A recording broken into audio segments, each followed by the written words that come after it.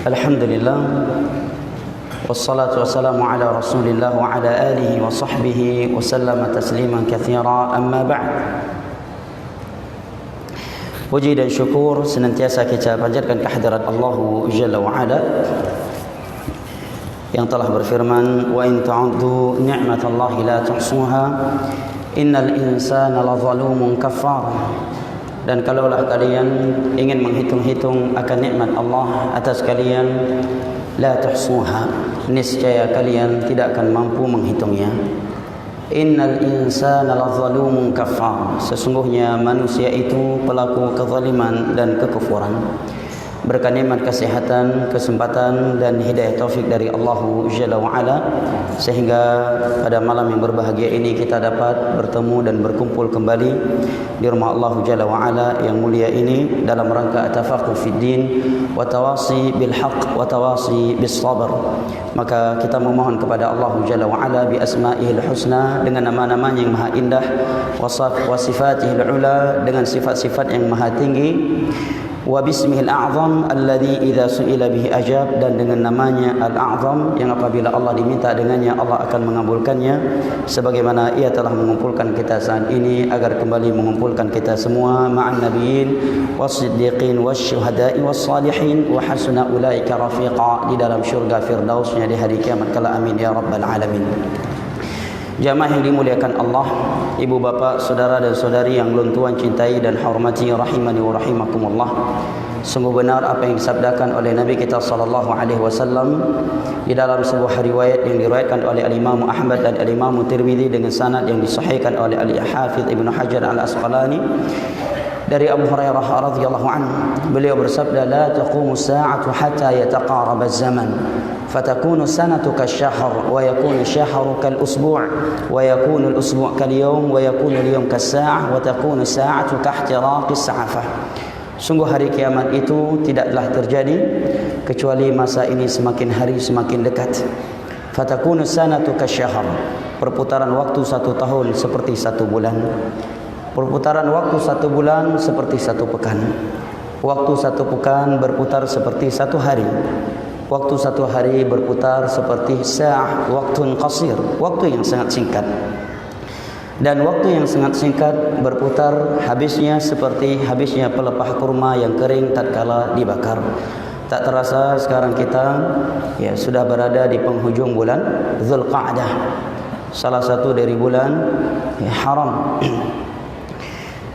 di mana pada malam hari ini kita sudah di tanggal 25 tanggal 27 24 apa 24 Taib 24 Taib 24 atau 25 Taib. Al-muhim kita sudah berada di penghujung bulan Zulqa'dah. Rasanya baru kemarin kita bertemu dengan bulan Ramadan. Ini menerangkan kepada kita bahawa apa yang disabdakan oleh Nabi SAW di atas benar adanya, bahawa waktu semakin hari semakin cepat perputarannya, dan itu menandakan hari kiamat telah dekat. Taib, tak terasa mungkin di antara kita ada yang sudah berumur 20 tahun, 30 tahun, 40 tahun, 50 tahun, 60 tahun. Ada yang sudah beristri, punya anak, punya cucu, dan ada yang sudah berumurnya mungkin 70 tahun. Teteka man rabbuka wa ma dinuka wa man nabiyuka, baru degepak. Baru terkejut.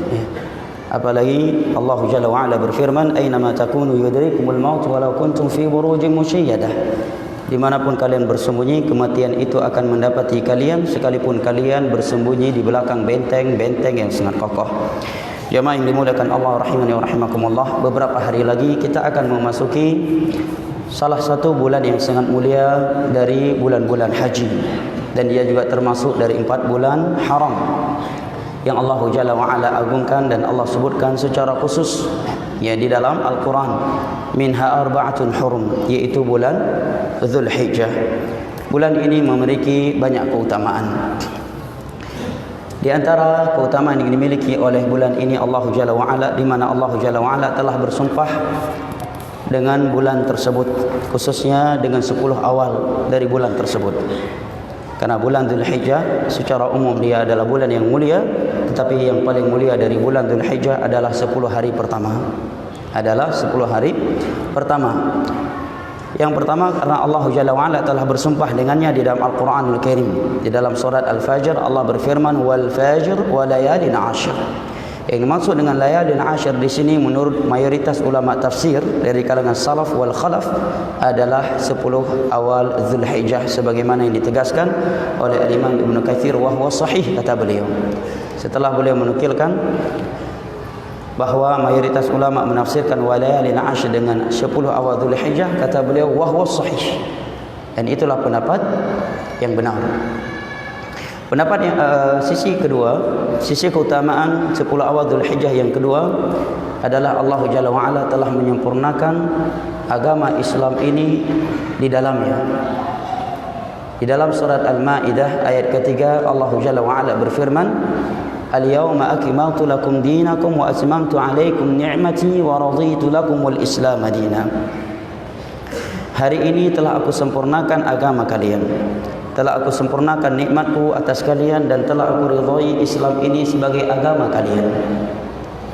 Diriwayatkan oleh Al-Imam Al-Bukhari dari Umar bin Khattab radhiyallahu anhu bahwa ada seorang Yahudi datang kepada Umar menyatakan, nazalat fikum ma'syaral mu'minin ayatan law anha nazalat fina ma'syaral yahud latakhadnaha 'ida. Seorang Yahudi datang kepada Umar bin Khattab radhiyallahu anhu yang merupakan Amirul Mukminin saat itu. Sungguh telah turun kepada kalian sebuah ayat dalam Al-Quranul Karim yang apabila ayat itu turun kepada kami umat Yahudi, niscaya kami akan merayakan hari turunnya ayat tersebut. Dia ingin memancing Umar untuk merayakan sebuah hari yang tidak pernah dirayakan oleh Nabi dan Abu Bakar. Maka Umar paham maksud dia. Hari apa yang dia maksud? Bahwa dia maksud adalah hari di mana Allah turunkan di dalamnya ayat ketiga dari surat Al-Maidah, sebuah ayat yang mengumumkan telah sempurna agama ini. Maka Umar menjawab, sungguh aku tahu ayat tersebut. Kapan ia turun, di mana dia turun, dan bagaimana kondisi Nabi SAW saat ia turun. Ayat tersebut turun pada hari Arafah, pada hari Jumat ba'dal asar, dan Nabi SAW sedang wukuf di Arafah. Kemudian beliau pun membacakan ayat di atas tadi, al-yawma akmaltu lakum dinakum wa atmamtu alaikum ni'mati wa raditu lakumul Islam dinan. Apabila kita membuka kitab-kitab tafsir seperti tafsir Ibnu Jarir At-Tabari, Al-Qurtubi, Al-Baghawi, Ibnu Katsir, As-Suyuti, Al-Imam Syaukani, Fathul Qadir, dan tafsir-tafsir yang lainnya, akan kita dapatkan uraian ulama tafsir di sana. Beberapa riwayat dari beberapa sahabat Nabi yang menerangkan bahawa 80 hari setelah ayat ini turun, Nabi kita SAW diwafatkan oleh Allah Jalla wa'ala. Dan setelah ayat ini turun, tidak ada lagi pembahasan halal dan haram kepada Nabi kita SAW. Ini sisi keutamaan 10 awal Dzulhijjah yang kedua, di mana Allah Jalla wa'ala telah mengumumkan kesempurnaan Islam di dalamnya. Allah mengumumkan bahawa Islam telah sempurna, dan itu terjadi di 10 awal Dzulhijjah, tepatnya di hari Arafah 9 Dzulhijjah. Sebelum kita masuk kepada sisi keutamaan yang ketiga dari keutamaan 10 awal Dzulhijjah, kisah di atas tadi menerangkan kepada kita bahawa kita beragama tidak boleh ikut-ikutan, terpancing atau menandingi agama orang lain. Contohnya di sini, ketika Yahudi ini berkata kepada Umar, wahai Umar, andai kata ayat tersebut turun kepada kami di hari itu, niscaya kami akan merayakan hari itu. Umar tidak terpancing untuk merayakannya, karena masalah perayaan itu murni harus berdasarkan Al-Quran dan hadis. Hari raya umat Islam itu murni berdasarkan Al-Quran atau hadis. Naam.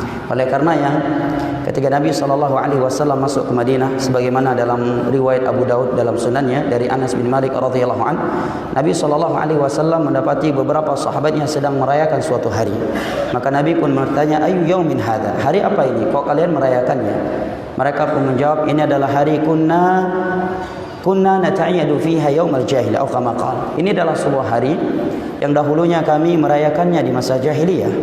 Maka Nabi SAW bersabda, laqad abdalakumullahu biyaumaina khairan min. Sungguh Allah telah memberikan untuk kalian 2 hari raya sebagai pengganti seluruh hari raya yang telah ada, dan itu lebih baik untuk kalian, yaitu hanya Idul Fitri dan Idul Adha. Ya, ini menerangkan kepada kita merayakan suatu hari, suatu malam, ya, dengan ritual-ritual tertentu itu harus berdasarkan dalil dari Al-Quran dan hadis. Contohnya hari Arafah. Ini hari yang sangat agung jamaah. Hari di mana Allah mengumumkan kesempurnaan Islam kepada Nabi-Nya.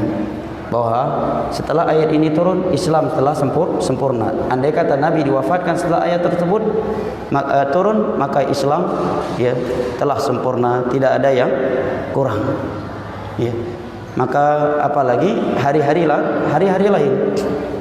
Oleh karenanya tidak ada perayaan, ya, Isra Mi'raj, ya, perayaan hari kelahiran Nabi SAW. Selama 23 tahun Nabi berdakwah, beliau tidak pernah menganjurkannya dengan ucapan, tidak pernah pula mencontohkannya dengan perbuatan, tidak pernah pula mengikrarnya terhadap perbuatan sahabat Nabi. Jangankan Nabi selama 23 tahun, Khulafa Ar-Rasyidun Abu Bakar, Umar, Uthman, Ali, mereka menjabat sebagai khalifah selama 30 tahun. Mereka juga tidak merayakan hari-hari atau malam-malam tersebut. Mungkinkah mereka bisa kita tuduh pelit? Ataukah kita katakan semua mereka sibuk, berarti mereka kurang peduli terhadap hari-hari besar kaum muslimin?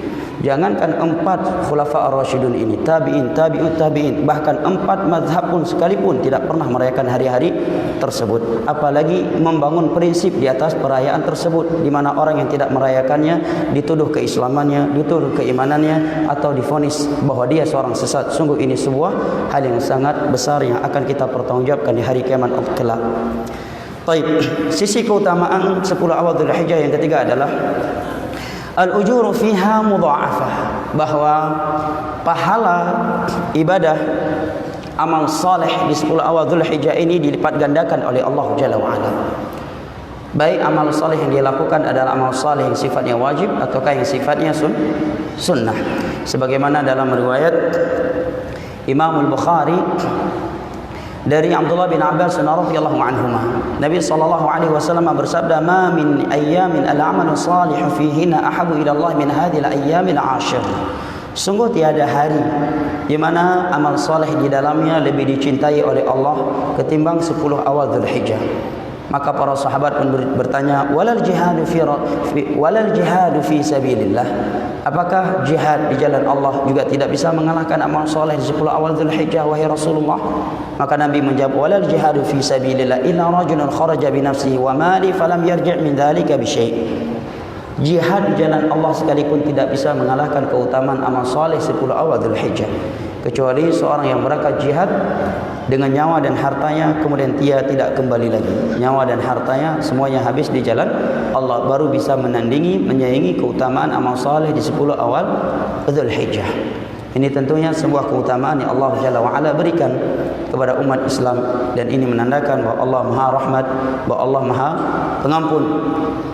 Maka sangat, ya, atau seyogyanya bagi setiap muslim mendidik dan mengajak anggota keluarganya untuk menghidupkan 10 awal Dzulhijjah ini dengan memperbanyak amal saleh. Sisi keutamaan 10 awal Dzulhijjah yang lainnya, yang keempat, Allah Jalla wa Ala menyebutkan 10 awal Dzulhijjah ini sebagai ayyaman ma'lumat, hari-hari yang telah dimaklumi. Seakan-akan ini adalah hari yang telah diketahui keutamaannya oleh manusia. Di dalam surat Al-Hajj ayat ke-28 Allah berfirman, wa yadhkuru ismallahi fi ayyamin ma'lumatin 'ala ma razaqahum min bahimatil an'am, agar mereka menyebut nama Allah di hari-hari yang telah dimaklumi atas rezeki hewan ternak yang telah Allah anugerahkan kepada mereka. Kata ulama tafsir, mayoritas ulama tafsir, bahwa ini maksud dengan ayyam ma'lumat di sini adalah Ashr Dzulhijjah, 10 awal Dzulhijjah. Di antara mereka yang menegaskan hal demikian adalah sahabat yang mulia Abdullah bin Umar dan Abdullah bin Abbas radhiyallahu anhuma, sebagaimana yang dinukilkan oleh Al-Imam Ibnu Katsir dalam kitabnya Tafsir Al-Qur'anil Azim. Sisi keutamaan yang kelima dari sisi-sisi keutamaan 10 awal Dzulhijjah ini, di mana Nabi SAW mempersaksikan bahawa 10 awal Dzulhijjah merupakan hari-hari yang paling afdal yang ada di dunia ini. Diriwayatkan oleh Al-Imam Al-Bazzar dan Al-Imam Ibn Hibban dengan sanad yang disahihkan oleh Al-Imam Al-Albani dari Jabir radhiyallahu anhu, Nabi SAW bersabda, afdal ayyamid dunya al-ashr. Hari yang paling afdal di dunia ini adalah 10 awal Dzulhijjah. Oleh karenanya para ulama menyatakan hari, dari sisi hari yang paling afdal di dunia ini adalah 10 awal Dzulhijjah. Tetapi kalau malam, maka malam yang paling afdal di muka bumi ini adalah malam Ramadan. Ya, terkhusus 10 terakhir malam Ramadan, dan lebih khusus lagi malam-malam witir di 10 akhir Ramadan, dan lebih khusus lagi adalah malam Lailatul Qadar di 10 terakhir bulan Ramadan. Tetapi siang, dari sisi hari, maka hari yang paling afdal di dunia ini adalah 10 awal Dzulhijjah, sebagaimana sabda Nabi SAW di atas. Sisi keutamaan 10 awal Dzulhijjah yang keenam adalah di mana di 10 awal Dzulhijjah ini terdapat sebuah hari yang disebut dengan hari Arafah, yaitu pada tanggal 9 Dzulhijjah. Hari Arafah dinamakan sebagai Al-Hajjul Akbar oleh Nabi SAW, hari haji yang paling besar. Dia hari di mana dosa para hamba diampuni oleh Allah Jalla wa'ala di dalamnya, dan berpuasa di hari itu yukaffiru sanatal madhi wal baqiyah, dapat menghapuskan dosa 1 tahun sebelum dan 1 tahun sesudahnya, sebagaimana dalam hadis riwayat Imam Muslim dari Abu Qatadah Al-Ansari radhiyallahu anhu. Maka seyogyanya seorang mukmin dan mukminah yang memiliki kesempatan dan kemampuan agar dia menjaga dan memelihara puasa Arafah di 10 atau di tanggal 9 Dzulhijjah, 1 hari sebelum hari raya, karena keutamaan yang luar biasa. Baik. Dan sebuah doa yang diajarkan oleh Nabi SAW pada hari Arafah untuk kita bacakan, diriwayatkan oleh Al-Imam Tirmidzi dan Al-Imam Malik dengan sanad yang disahihkan oleh Al-Imam Al-Albani. Nabi SAW menyatakan, khairud du'ai du'ai yaumi Arafah wa khairu ma qultu anna wan nabiyyuna min qabli la ilaha illallah wahdahu la syarika lah wa lahul mulku wa lahul hamdu wa huwa ala kulli syai'in qadir. Sebaik-baik doa adalah doa di hari Arafah. Artinya berdoa di hari Arafah adalah doa yang sangat mustajab, terlebih lagi mereka yang sedang wukuf di Arafah. Dan ucapan yang terbaik, ucapan yang paling baik, ucapan paling baik yang aku dan para nabi ucapkan sebelumku adalah kalimat la ilaha illallah wahdahu la syarika lah lahul mulku wa lahul hamdu wa huwa ala kulli syai'in qadir. Sungguh tiada ilah sesembahan yang berhak diibadahi kecuali Allah semata. Tiada sekutu baginya. Baginya lah seluruh kerajaan dan seluruh pujian, dan Dia Maha mampu atas segala sesuatu. Karena kalimat ini adalah mengandung intisari la ilaha illallah. Intisari tauhid itu ada pada kalimat ini. Intisari tauhid rububiyah ada pada kalimat ini. Intisari tauhid al-uluhiyah ada pada kalimat ini. Intisari tauhid al-asma' wa sifat, ya, pengagungan Allah kepada Allah pada nama-nama dan sifat-sifatnya, itu ada pada kalimat ini. Dan apabila seorang memahami dan meresapi makna kalimat ini, maka dia akan hidup, ya, terhormat, akan hidup, ya, merdeka, serta tidak akan memperbudakkan hatinya kepada selain Allah Jalla wa'ala. Karena dia tahu yang berhak, ya, diibadahi satu-satunya hanyalah Allah Jalla wa'ala. Tidak akan ada rasa takut di dalam hatinya ke selain Allah. Dia tidak akan merendahkan dirinya kecuali hanya kepada Allah. Dia tidak akan pernah takut kepada manusia, dan dia tidak akan pernah pesimis dari bantuan Allah, karena dia tahu semua kerajaan adalah milik Allah. Ya. Seluruh raja di dunia ini, jangankan di hari kiamat, di dunia saja sudah Allah perlihatkan akan kelemahan mereka jemaah. Apalagi di akhirat kelak, di mana Allah berfirman di yaumul mahsyar, ketika Allah kumpulkan seluruh para raja yang pernah menjadi raja di dunia, Allah berkata kepada mereka semuanya, liman ilmul yaum, milik siapa kerajaan hari ini? Tidak ada satupun manusia yang pernah menjabat sebagai raja berani menyatakan saya memiliki kerajaan hari ini. Ya, itu di hari kiamat. Bahkan di dunia saja Allah telah menampakkan kekuasaannya terhadap para raja. Sebagai contoh yang sering kita sebutkan adalah Raja Namrud, yang sangat bengis, yang sangat kejam kepada manusia. Orang number wahid di dunia, orang nomor 1 di dunia. Saking kejam dan bengisnya dia, istri Nabi Allah Sarah ingin diperkosa oleh dia. Hanya saja setiap kali dia ingin menyentuhnya, Allah bekukan tangannya sebanyak 3 kali. Setelah itu dia pun melepaskannya, sebagaimana dalam riwayat Abdullah bin Abbas dalam Sahih Bukhari rahimahullah. Rupanya dia dimatikan oleh Allah bukan dengan rudal, bukan pula dengan ditembak oleh sniper, bukan pula ada orang yang melemparkan bom ke istananya. Dia dimatikan oleh Allah dengan seekor lalat yang masuk ke otaknya melalui hidungnya. Lalat masuk ke otaknya melalui hidungnya, dia dalam keadaan sehat, bukan sedang stroke. Tetapi dia tidak mampu mengusirnya, jemaah. Tetapi dia tidak mampu mengusirnya, menembus otaknya. Setiap hari dia memukul-mukul otaknya, meminta orang mengeluarkan lalat dari otaknya tersebut. Ini Namrud, jemaah. Demikian juga Fir'aun. Secara logika kalau kita pikir-pikir tidaklah logis, tetapi tidak ada yang mustahil bagi Allah. Allah tenggelamkan Fir'aun bersama bala tentara yang jumlahnya ribuan. Seluruh bala tentaranya tidak didapatkan mayatnya, tengkoraknya pun tidak didapatkan. Tapi khusus Fir'aun Allah terbangkan, Allah campakkan mayatnya ke tepi pantai, sehingga kaum Bani Israel melihatnya dengan jelas bahwa dia telah mati. Demikian juga di masa Nabi, Raja Persia. Ketika dia marah mendapat surat dari Nabi SAW yang isinya adalah dakwah, Nabi menulis surat mengawali dengan nama Allah, kemudian nama beliau, tidak mengawali dengan nama dia. Dan ini menyelisih kode etik di masa itu. Seorang yang berani menulis surat seorang raja yang tidak mengawali dengan nama raja tersebut, dia akan dibunuh oleh raja di masa itu. Nabi tidak takut pada dia. Padahal Nabi jumlah mereka tidaklah ribuan, bahkan mungkin tidak puluhan ribu. Nabi masih lemah secara kekuatan fisik duniawi saat itu. Tetapi Nabi tidak takut, ya, karena tauhid yang menancap di dalam hati beliau. Beliau tulis surat Bismillahirrahmanirrahim min Muhammad. Setelah itu baru disebutkan kepada Raja Persia. Begitu surat tersebut dibaca oleh Raja Persia, mazzaqaha, dia robek-robek itu surat. Marah, murka dia. Maka Nabi SAW pun berkata, mazzaqallahu mulkah.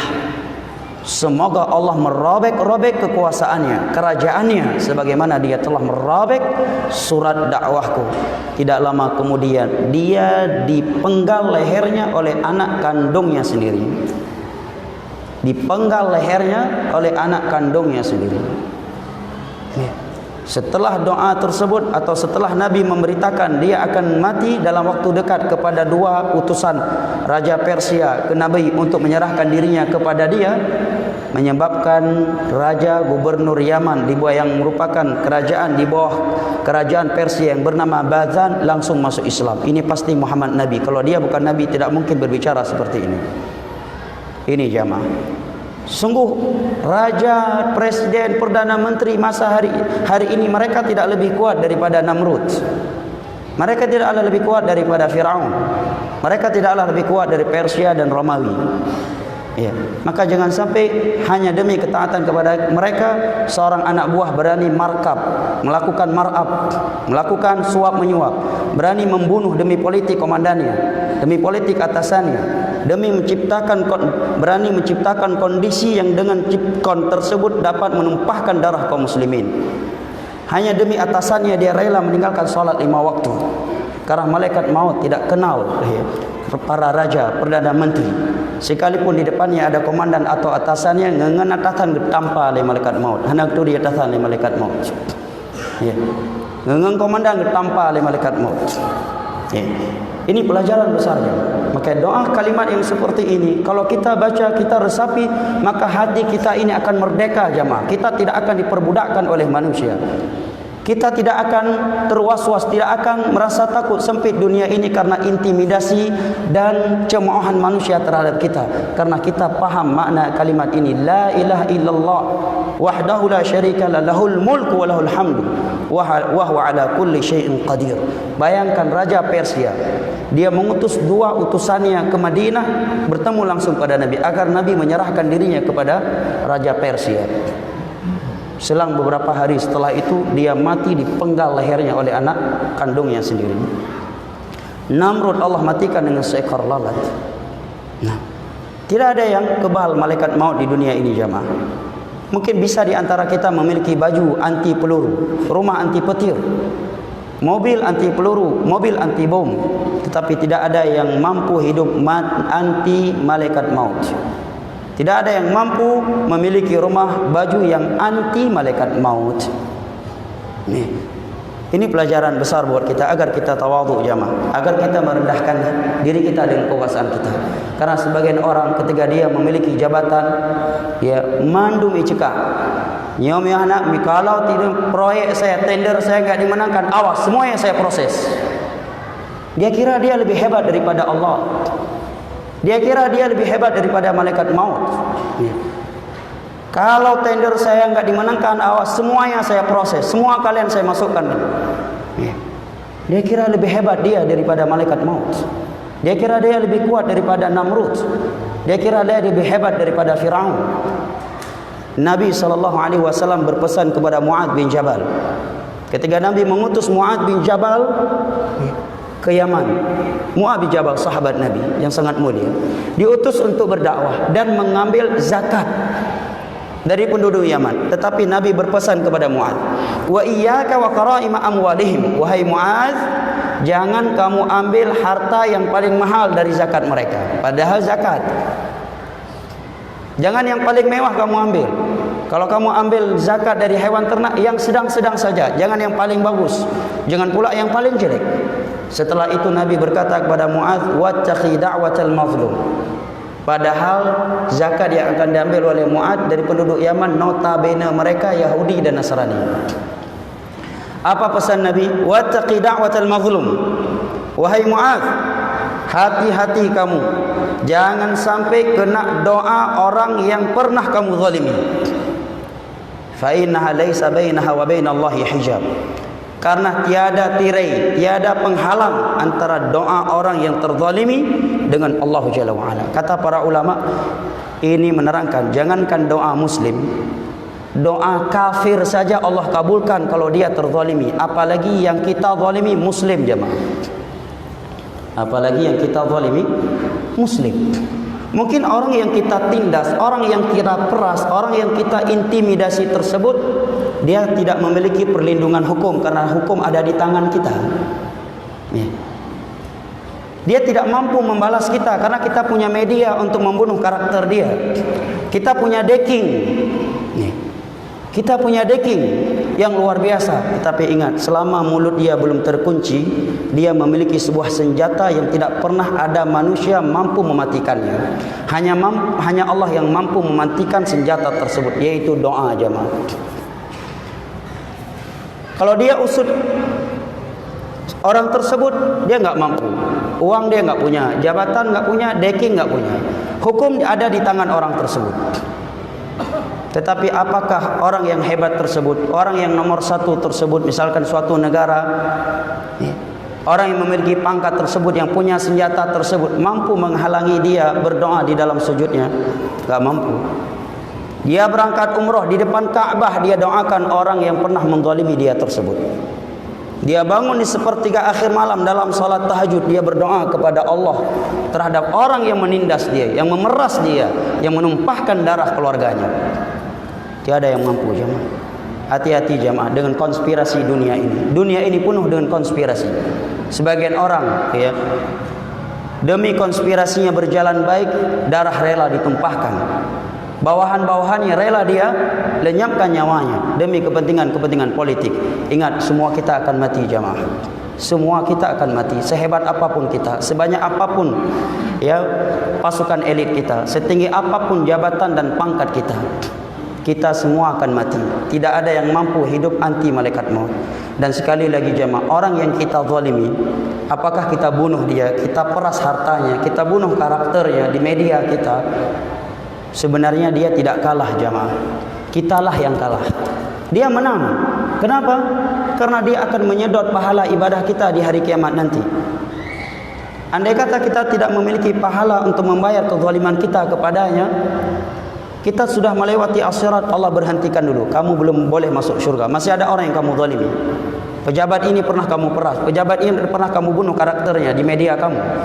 Pejabat ini pernah kamu jangkrik dia. Dan kamu belum minta maaf atas jangkriknya kamu terhadap dia di masa itu. Kamu pernah menumpahkan darah dia. Maka dosa-dosa orang yang pernah ia zalimi Allah ambil, kemudian Allah timpakan kepadanya. Kemudian kata Nabi, fayulqa fi nar jahannam, kemudian dia dilemparkan ke dalam neraka Allah, padahal dia sudah melewati as-sirat. Hukum asal orang yang sudah lewat as-sirat sudah boleh langsung masuk syurga. Tetapi karena dia pernah berbuat zalim kepada manusia dan itu belum diselesaikan di dunia ini, sudah lewat as-sirat, rupanya harus dilemparkan ke dalam neraka terlebih dahulu. Apalagi orang-orang yang telah menyebabkan bertumpah darah di tangannya ribuan masyarakat. Ribuan masyarakat darahnya tumpah di tangannya. Jangan main-main jamaah dengan Allah. Takutlah kita kepada Allah Jalla wa'ala. Dan orang yang membunuh itu, kalau dia bertobat, belum bertobat, jangankan di akhirat, di dunia saja dia hidupnya tersiksa.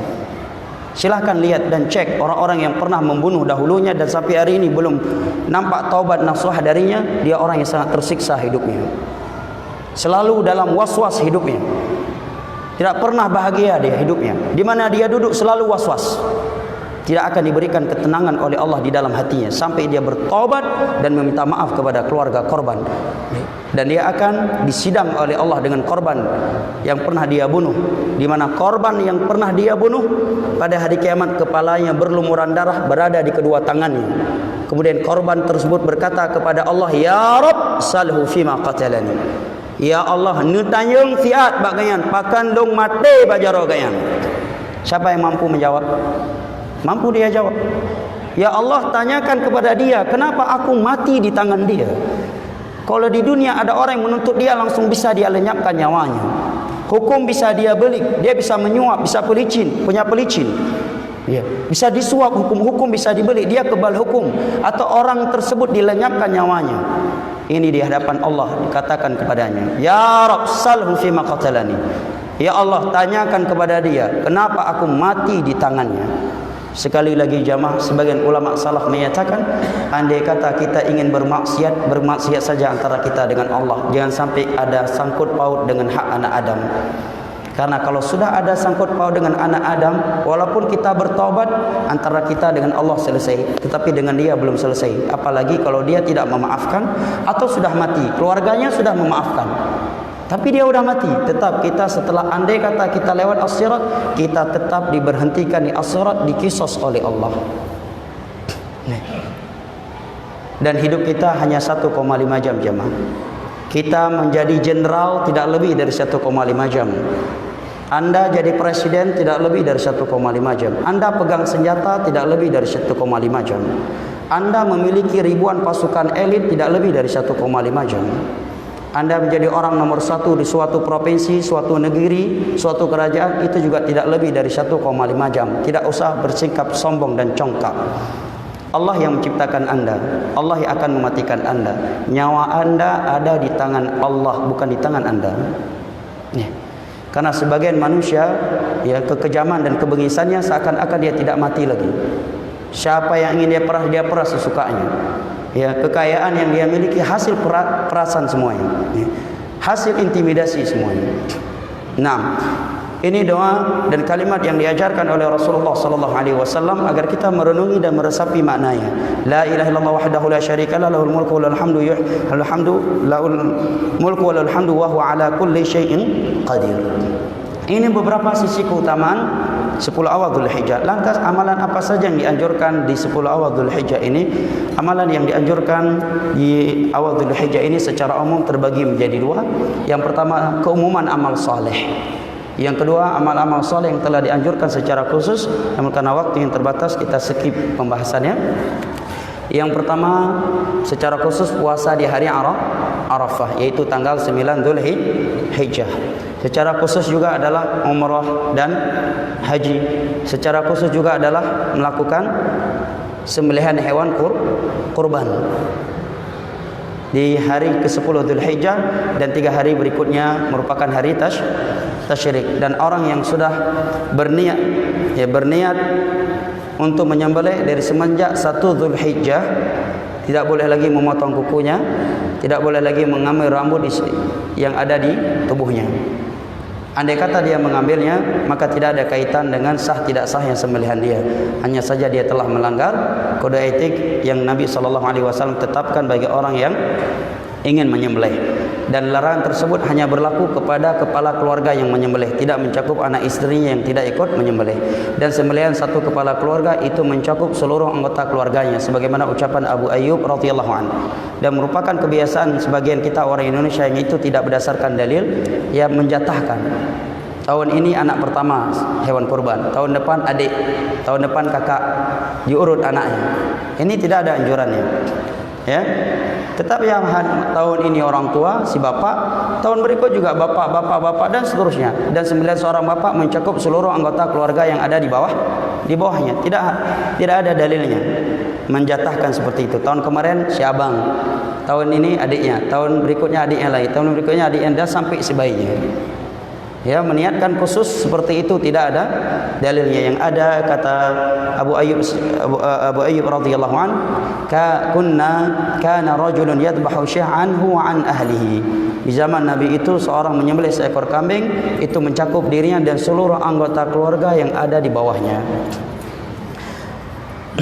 Kemudian amalan lain secara khusus adalah memperbanyak takbir dari semenjak selesai salat subuh dari hari Arafah sampai selesai hari tasyrik, secara umum dan secara khusus setelah salat 5 waktu. Adapun mengawali takbir dengan suara yang keras sekalipun tidak dipimpin dari semenjak 1 awal Dzulhijjah, maka ada 2 pendapat di kalangan ulama dalam hal itu.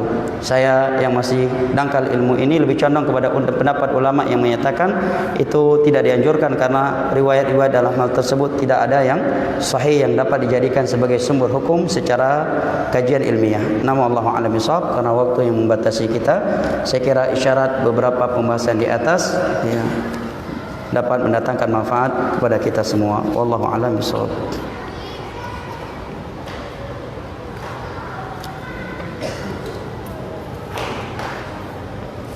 Bismillah. Semoga Allah selalu memberikan kesehatan, rahmat, hidayah kepada Ustaz dan kita semua. Amin ya rabbal alamin. Saya tidak ingin bertanya Ustaz, tapi saya ingin meminta doanya dari Ustaz Farhan dan jamaah semua, ya, yang hadir di sini. Apa doanya? Agar dimudahkan dalam proses nazar, proses ya kemalan deyusnya. Artinya tulisan dari anak muda yang kena nazar ya kemalan deyusnya. Ya, nazar. Pupu patah orang tanya Aceh, ja betruk kalian bedeh baik regama sakit dati. Yang benar. Baik. Agar saya dimudahkan dalam proses nazar dan khitbah, karena tidak lama lagi saya insya Allah akan melalui proses tersebut. Dan mohon doanya untuk ayahnya calon saya agar segera disembuhkan dan diangkat penyakitnya oleh Allah Jalla wa Ala. Amin ya rabbal alamin. Pertama, mohon kepada Allah Jalla wa Ala bi asma'il husna wa sifatil ula wa bismihil a'zam alladhi idza su'ila bihi ajab an yuwaffiqa li akhina hadha wa yuyassira amrahu. Amin ya rabbil alamin. Innahu waliyyu dzalika wal qadiru alaih.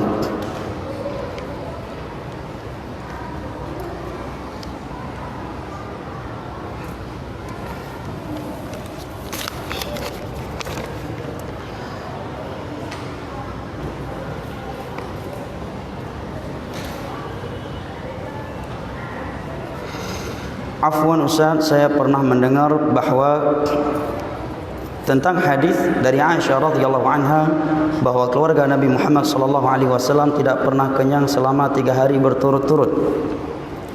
Pertanyaannya, terhinakah kita ketika kita memakan makanan hingga kenyang setiap hari, bahkan setiap saat kita dalam keadaan kenyang? Mohon penjelasannya. Nabi tidak pernah mencela kekayaan, sebagaimana Nabi SAW tidak pernah memuji kemiskinan secara zatnya. Tapi yang dipuji oleh Nabi adalah kekayaan yang dibangun, yang melahirkan sifat syukur, dan kemiskinan yang melahirkan sifat sabar. Oleh karenanya para sahabat ada yang kaya, ada yang miskin. Contohnya Uthman bin Affan, beliau pernah berinfak dalam satu hari dengan 600 ekor onta. Mam yohana kaya ina moto dunan nardo bah moto. Yohana kaya jig infak lagi. Kenyang tidaklah tercela selama tidak melampaui batas. Yang tercela adalah al-israf. Allah berfirman, wa kulu washrabu wa la tusri. Hadis di atas, hadis yang sahih dalam Sahih Bukhari. Bahkan bukan hanya 3 hari ya. Dalam hadis Aisyah lainnya, selama 2 bulan berturut-turut dapur Nabi dan istrinya tidak pernah hidup. Yang mereka makan al-aswadan, hanya kurma dan air putih. Hanya saja sehari-hari mereka diantar susu kambing atau susu onta dari tetangga mereka Madinah, yang ada di Madinah. Yang Allah larang adalah wa kulu washrabu wa la tusrifu innahu la yuhibbul musrifin. Makan dan minumlah kalian, serta janganlah kalian israf, melampaui batas, karena Allah tidak menyukai orang-orang yang melampaui batas. Ya. Thib tabah pinggan, 2 buah pinggan thib. Ya, atau 1 tabah pinggan dak ana bunuh pi thib tu. Nyo gebuh bu ukuran kenet hanam padang le. Kiban bahasa Indonesia je. Bu gebuh yang cipi hanam padang kenet le, apa bahasa Indonesia je? Ha? Hanam padang kenet, apa bahasa Indonesia? Ha? Apa bahasa Indonesia je Bang Roji? Bu tabah cipi hanam padang kenet le. Ha? Full full. Lalat pun enggak bisa mampir lagi. Ya. Kemudian dia tidak butuh sebanyak itu. Ini israf namanya. Kalau mubazir itu mengeluarkan harta dalam hal yang terlarang walaupun sedikit, itu mubazir namanya. Wala tubadzir tabdzira innal mubadzirina kanu ikhwana syayatin. Mubazir lebih keras larangannya daripada al-israf. Dan datang sebuah hadis Nabi sallallahu alaihi wasallam bersabda, "Inna syarra wi'a malahu bani Adam bathnah." Bejana yang paling buruk, bejana paling buruk yang dipenuhkan, yang diisikan oleh anak Adam adalah perutnya. Ya. Kemudian Nabi memberikan bimbingan, cukup sepertiga untuk nafasnya, sepertiga untuk minumnya, sepertiga untuk makanannya. Apa maksudnya? Maksudnya kata para ulama, kita lebih tahu. Ya, perut kita mana sepertiga untuk bisa bernafas, sepertiga untuk nasi, sepertiga untuk air. Ya. Terkadang nasi yang udah masuk full udah untuk perut, untuk air udah enggak ada ruangan lagi, untuk nafas pun enggak ada ruangan lagi. Lebo jepi dekat, belum bapak kanduri. 50 lebih detik pengen kotaknya. Pandai dia baju tahambo je mendung. Ya, akhirnya anak tu boleh nafas lagi. Nah, ini israf. Wala tusrifu innahu la yuhibbul musrifin. Wallahu taala alam bisawab. Subhanakallahumma wa bihamdika asyhadu an la ilaha illa anta astaghfiruka wa atubu ilaik. Wassalamu alaikum warahmatullahi wabarakatuh.